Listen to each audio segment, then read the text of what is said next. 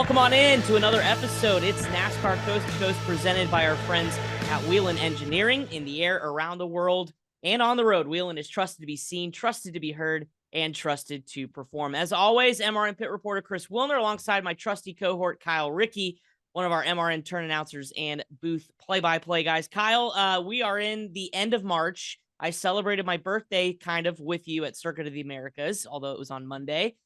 We had a great weekend, but a lot of great weekend of racing also, as well as now a lot of our racetracks are up and running full swing for the 2023 season. And we've got a special treat for the folks at home. Cup Series champion 2000 and also a NASCAR Hall of Fame member, Bobby Labonte, is going to be joining us on the show to talk modified racing because they got a big double header coming up this weekend in two big series. Yeah, he's kind of turned into a full-time modified ace here the last couple of years, running both in the South and up in the North. He ran select events up here in New England, including the Napa Springs Sizzler last year. So I can't wait to pick Bobby's brain about modified racing down south, his opening two events of the year on the Smart Tour, and then obviously preparing for what I believe is his first modified race at the Richmond Raceway this weekend. So a lot to talk about with Bobby as he's kind of made that transition like others have. A Casey Kane comes to mind, going from big time peak of motorsports back down to the local level. We've seen Kane do it on dirt. Now Bobby, along with Ryan Newman, in modified. So can't wait to chat with Bobby about that. Yeah, and it'll be a part of course, NASCAR weekend as we all talk all things short track racing as the Cup Series takes on Richmond as well. Lots also to talk about as well with the ASA Southern Super Series, I should say, as well. ARCA East opener happened this weekend as well, so tons coming up on the show. Should be a good one. And let's dive into that, Kyle, before we get Bobby on the phone. The ARCA East Series, we talked about ARCA Menard Series at Daytona and, of course, ARCA West at Phoenix, but now the East drivers had their moment to shine at Five Flag Speedway, one of the legendary short tracks down there at Pensacola. And the guy we talked about at Phoenix, who was probably my pick to win in his debut, William Sawalich, in that JGR number 18, kind of put the bugaboos of that behind and dominated every single lap to win there this weekend. Every single lap, practice laps, qualifying, the race, an event that was fairly uneventful. Obviously, he led every lap, talking about William. Only one caution flag for the halfway break. I think it's not a huge surprise. I mean, we saw what Sammy Smith did with that team over the last 2 years, talking about Joe Gibbs Racing. That number 18 car been so strong in the ARCA Menards East Series the last 3 years now, beginning with Sammy a couple of years ago, winning more times than not. I expect we'll probably see much of the same from William this year. Dominant day, a good field of racing, great racing from second on back, but it was hard to catch William over the weekend from the second that they unloaded that car until the second he pulled in the victory lane. Yeah, absolutely. But what a great opener for the ARCA East Series again. So now all three of the ARCA Banner series are now underway in 2023. Back on the local level, another Twin 40 events for Hickory Motor Speedway, and pretty cool story. So Cade Brown and Vicente Salas both split the Twin 40s, Vicente finishing second in the first one and then picked up the win. But when Vicente won, it came down to a final lap pass on Michael Bumgarner. Now you're probably thinking, okay, that's almost regular there down at Hickory Motor Speedway, just with the level of talent. Vicente comes from iRacing. He's an eNASCAR iRacer on the Coca-Cola NASCAR series.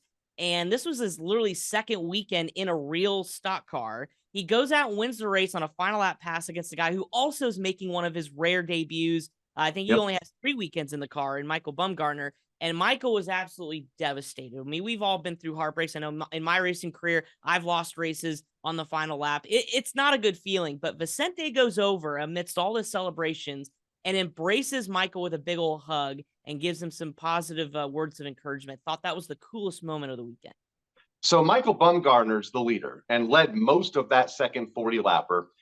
On the back straightaway, white flag is out. He's leading by 5 car lengths or so in lap traffic. Comes off turn 4, not to see the checkered, but to see the caution because a car was backwards on the front straightaway. They re-rack him for the restart. Bumgarner again gets the white flag as the leader.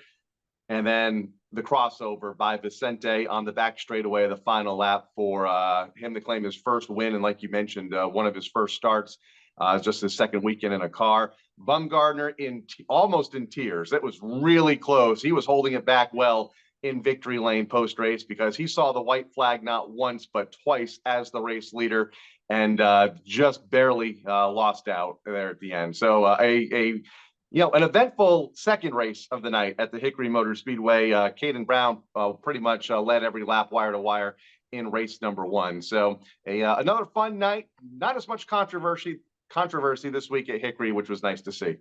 Yeah, absolutely. And what a display of sportsmanship too, as well. So congratulations to Vicente and of course Cade Brown as well. Other thing to mention this weekend, Cars Tour back in action. Of course, we documented the big changes this year with the NASCAR ownership group. I almost want to call them that because they're all a part of NASCAR when you have Justin Marks and Jeff Burton and Dale Earnhardt Jr., Kevin Harvick. But Carson Kvapil, who we talked about last year, just burst onto the scene in that JRM Motorsports number 8 machine. Of course, we know what Josh Berry did in it. Of course, Carson won the title last year, went winless in the opener, but then he redeemed himself at Florence this past weekend, a track he hadn't won at yet, been close the previous 2 times, including the South Carolina 400, but picked up the win in the late model stocks over second place Brendan Butterby Queen, who was the South Carolina 400 winner last year, and Ronnie Bassett, a 20th to 3rd charge there at the end to get a podium spot. So Cars Tour, awesome job there.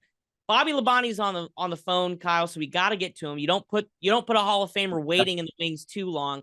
We're excited to talk to him. So let's get to it. Coming up after this break, Bobby Labonte talks all things modified racing here next on NASCAR Coast to Coast. Whelen Engineering, a global leader in the emergency warning industry, designs and manufactures reliable and powerful warning lights, white illumination lighting, sirens, controllers, and warning systems for the automotive, aviation, and mass notification industries worldwide. Whelen products are designed, sourced, and manufactured in America and tested on site to meet the toughest industry standards. Whelen Engineering, manufactured in America for over 70 years. We never left, and we're here to stay.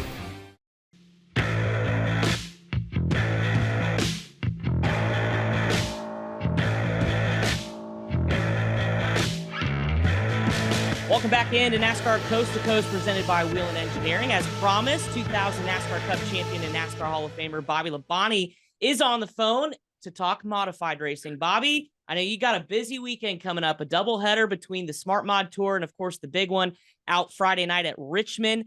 How excited are you to double dip this weekend and, of course, go and make the national tour start out there at Richmond as part of NASCAR weekend? Yeah, I mean, obviously, big weekend for us. We got Pace-Matic cookout units on our car. We're excited about that. And, we get to go to a track that I love, going to Richmond, which I've never been there in a modified. So that should be fun for me. And then followed up with South Boston the next day. And, if all goes well, I mean, what a great weekend. So it's kind of one of those things that brings you back to your roots where you might run somewhere on a Friday night and somewhere else on a Saturday night, and who knows, somewhere on a Sunday. So, when you cup race for so many years, you'd bush race, but, you Xfinity race on the Saturday before, but, 2 different tracks, 2 different locations. So, yeah, it should be a lot of fun, and looking forward to it. You're a couple races into your season on the Smart Tour now. Just had race number 2 this past week at Caraway. Kind of characterize how the year's gone so far. I know still early, just a couple of races in, but how has 2023 treated you thus far on the racetrack? Yeah, well, it's a lot of rain. Yeah, there's been that. Rain out. We made that up at Caraway this past Saturday night, but the team is new for me with Senator Stanley and Hermie Sadler, so car's a little bit different than what I drove last year. So trying to figure that out, but we've had some really good speed at the test, both tests, and then get to the race and qualified second, which was nice, good feel. Run the top 5 until a late race caution at Florence, and we did most like everybody else, put a tire on the right rear, and we just got really loose. So trying to figure out the adjustment in the car, and then we go to Caraway, run up to 5th in the race and felt really good, and kind of lost the handle a little bit. Had set fast lap of the race. So it's been good. We just got to hopefully fine tune a few things for me that just kind of bit me a little bit as far as what I've been used to. But all in all, I think that, I'm obviously looking forward to Ryan on racing with us on Friday night, and Jonathan Cash racing with us on Saturday. So yeah, I mean, just fine tune some stuff and, we'll get after it. But we've showed speed and, feel good about that. And we just got to, hopefully no rain, and we'll get to do some more racing. What is the relationship like between you and Hermie, and obviously when you have Ryan on the part-time schedule? I mean, that's got to be pretty cool to have the relationships back in the NASCAR days and then continue that here in the modified world. Yeah, it really is. I mean, obviously, no,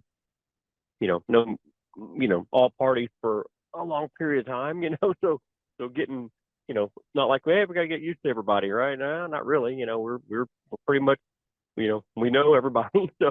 So that's good, and, but I think it's really cool, obviously, to have Ryan. He's really, really, really good at racing anything, and, especially the modified. So, and then, Hermie kind of got the bug a couple of years ago and was excited to see him get involved. And when he and Senator Stanley, developed the team, and, Pace-O-Matic is a sponsor, and, I think that's, great for the series, and, obviously great for me at this point in time. We got a 2-car effort, for the year, and, that's hopefully we'll be able to use all that and get Ryan and, all of us to victory lane at some point in time.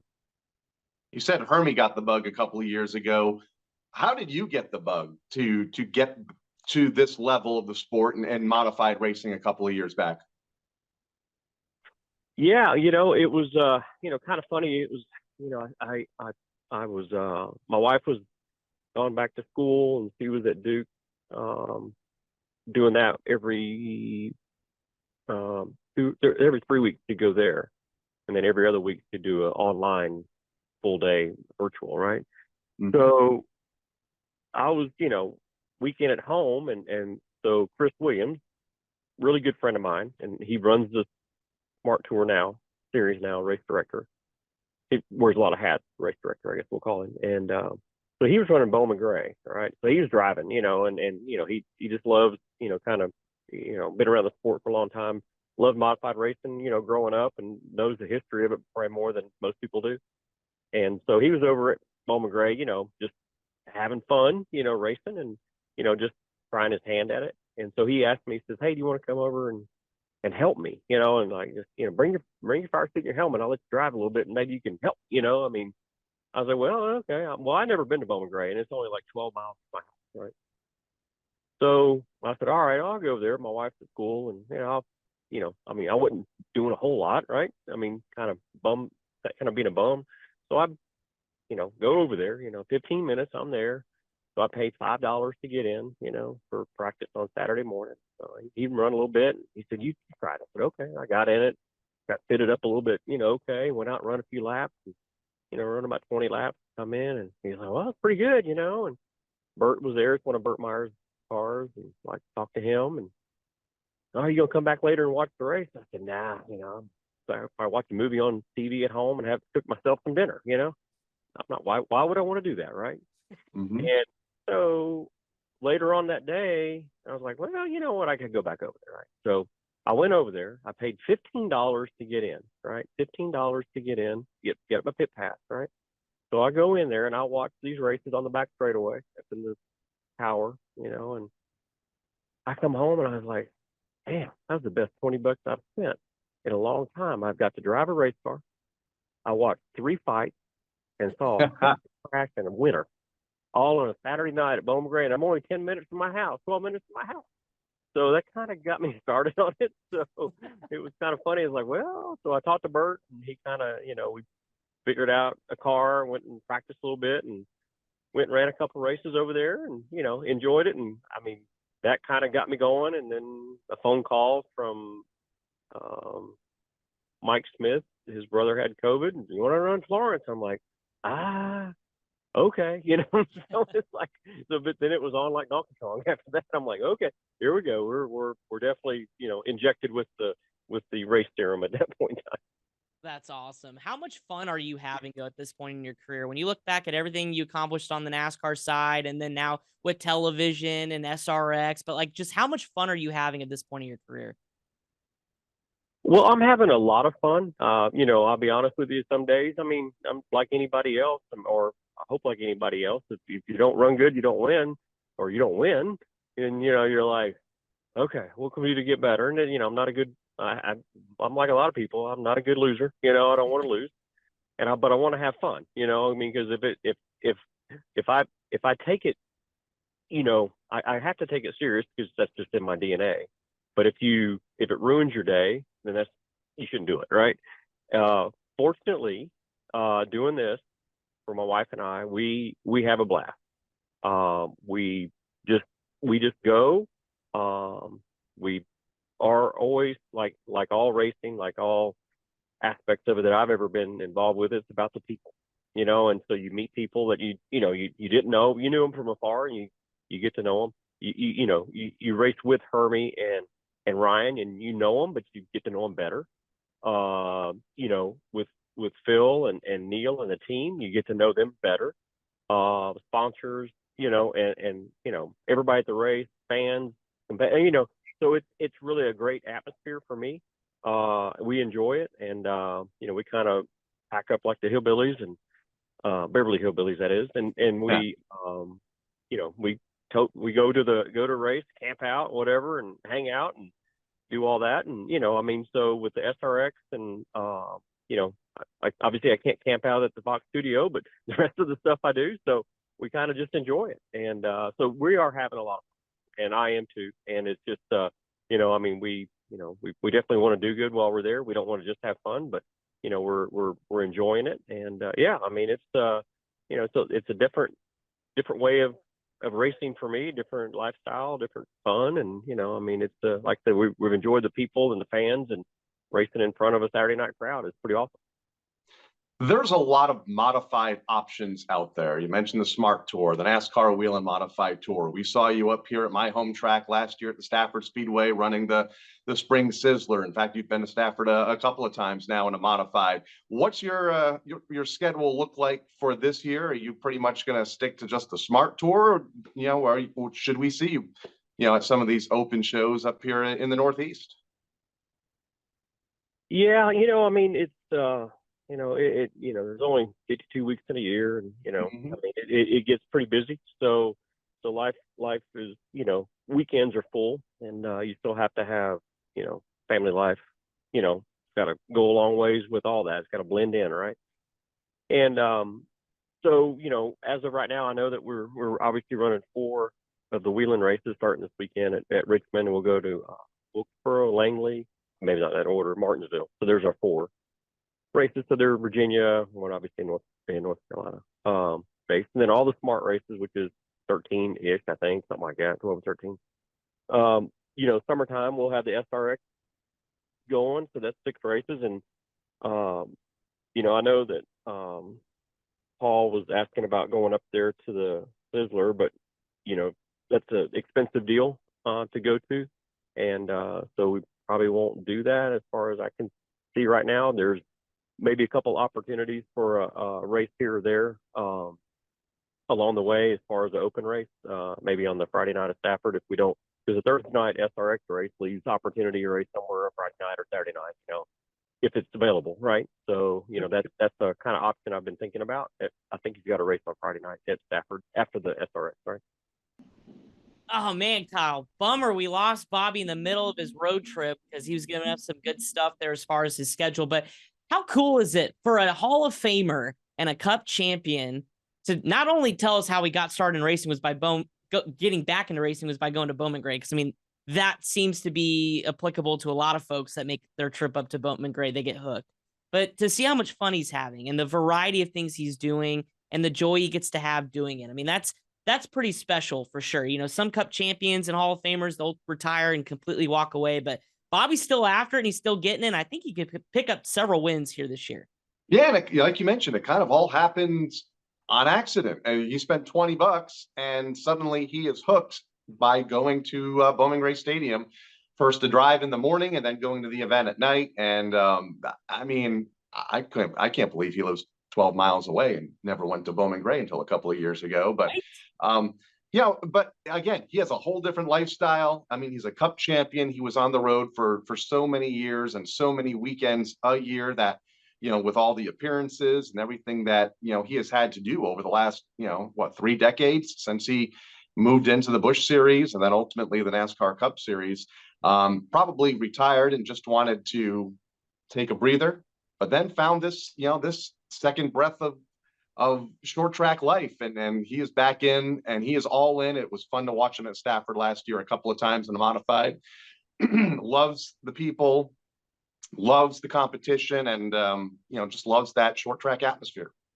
Well, good stuff from Bobby. Appreciate it. Sorry the phone didn't cooperate with us, but hopefully we'll chat with him later on in 2023. Coming up next, we are going to dive into the NASCAR Whelen Modified Tour preview for Richmond Raceway. Should be an action-packed Friday night coming up this week. Plus, we'll take a look at some news and notes and the calendar with a busy racing schedule here this weekend. That's all coming up next here on NASCAR Coast to Coast, presented by Whelen Engineering. Whelen Engineering, a global leader in the emergency warning industry, designs and manufactures reliable and powerful warning lights, white illumination lighting, sirens, controllers, and warning systems for the automotive, aviation, and mass notification industries worldwide. Whelen products are designed, sourced, and manufactured in America and tested on site to meet the toughest industry standards. Whelen Engineering, manufactured in America for over 70 years. We never left, and we're here to stay.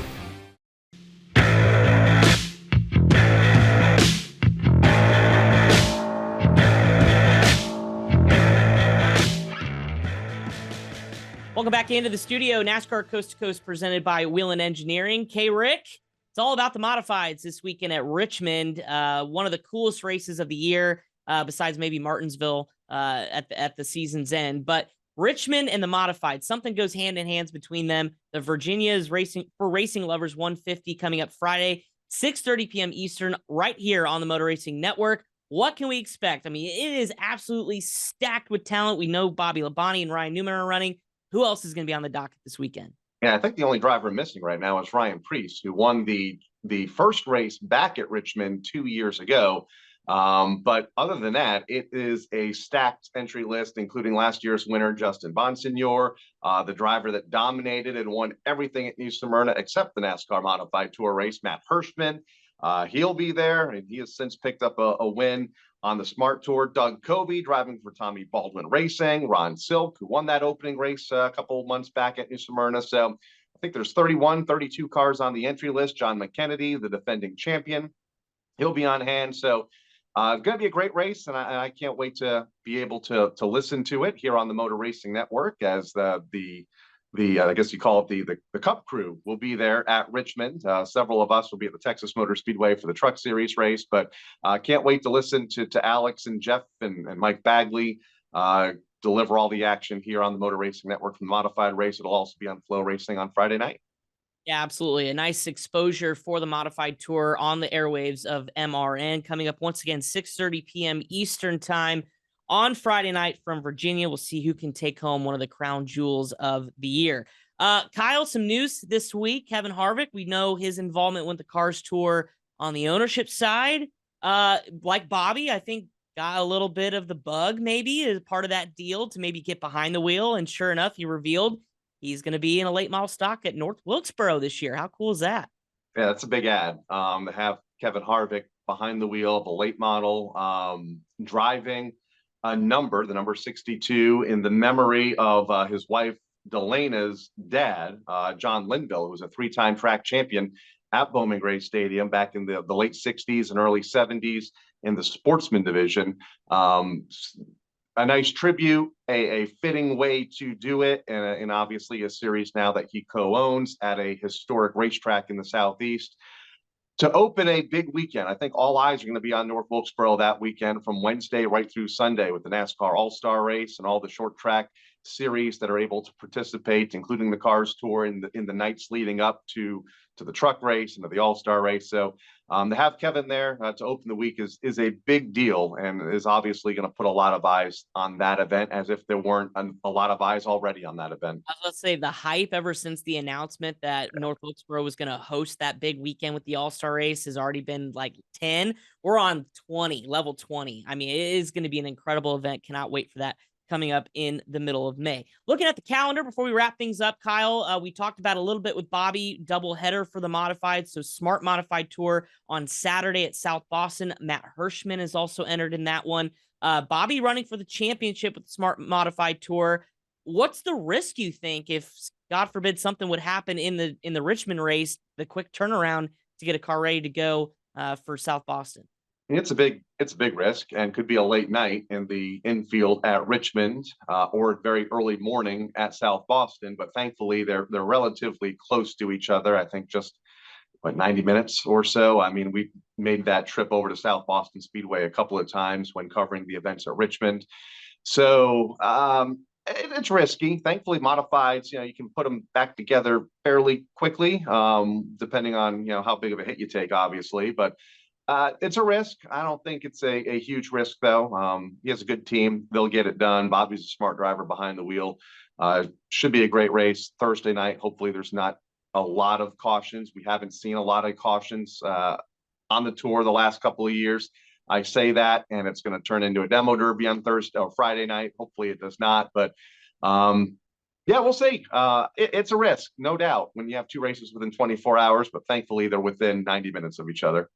Yeah, we'll see who else makes that trek over from Richmond as well on Saturday to South Boston. A couple other series in action. This caught my attention just with the headline that Casey Roderick and Bubba Pollard. We remember what happened. If you don't, look it up on the first national series, Super Late Model Series race several weeks ago. They had a little bit of a run-in. Well, both of them are now going to run double duty this weekend. First with the Southern Super Series at Watermelon Capital Speedway in Cordell, Georgia, and then make the trek all the way to Mobile International Raceway by plane to run in that series for the ASA National Tour. So, first of all, big ask, but the fact that the two racetracks scheduled it to where Cordell ran their big super late model race at the beginning, while Mobile runs all their local divisions first, to where that gives those drivers time to get over to Mobile from Cordell. First of all, it's genius. Second of all, the storylines are in abundance there. Should be great racing on both ends of the spectrum, but all eyes are going to be on Casey Roderick and Bubba Pollard getting after it. Maybe this rivalry brewing up. Bubba kind of downplayed it a little bit, but you could tell he was still a little bit hurt when we had him on the show last week. So what do you think, Kyle? Should be interesting. Is it a private airplane, or are they dealing with commercial, and are they sitting next to each other? Thankfully, on what will they are taking separate planes, but apparently it is private. They are flying regionally to Mobile, but nonetheless, luckily not sitting next to each other. It's cool. I mean, it's like you mentioned, and we talked to Bubba last week. It's a great storyline. He downplayed it a little bit. We did not.